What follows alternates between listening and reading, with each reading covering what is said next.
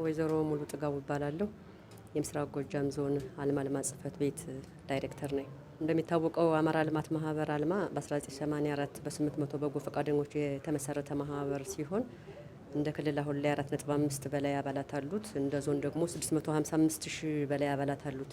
አልማ እንደሚታወቀው በዞናችን የራስን የመልማት ጥያቄ በራስ አቅም መፍታት የሚል መርህን አንግቦ እየተንቀሳቀሰ ያለ ማህበር ነው።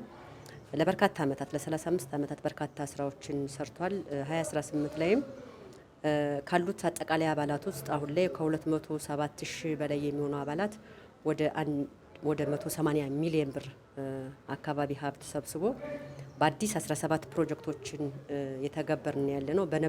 ከነበሩ ነባሮች ወደ 47 ፕሮጀክቶችን አጠናቀን ለማህበረሰቡ አስረክበን ወደ ተግባር እንዲገቡ ያደረግንበት አጋጣሚ ያለው። ማህበረሰቡ የራሱ የመልማት ፍላጎት አለው። ያን የመልማት ፍላጎቱን በራሱ አቅም እንዲፈታ ማድረግ ነው። የምንሰራባቸው ዘርፎች በማህበራዊ ዘርፍ ነው። በዋናነት በትምህርት፣ በጤና፣ በስራ ዕድል ፈጠራ ነው የምንሰራ።